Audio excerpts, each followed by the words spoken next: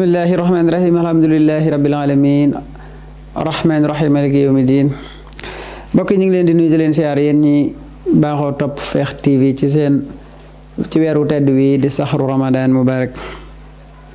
noo ngi leen di nuyoo ko siyaar kon tey ñu ngi ci guddik ñaar fukkeel gi ak juróom-ñett ku julli ñeent rakk bu ci nekk Fatiha benn yoon ak wattiini ak kaafiroon ak lixlaas lu ci ne juróomi yoon bu nappee mu jéggalu yàlla lu man sunu borom dina ko jéggal mboolem bàkkaaram yépp.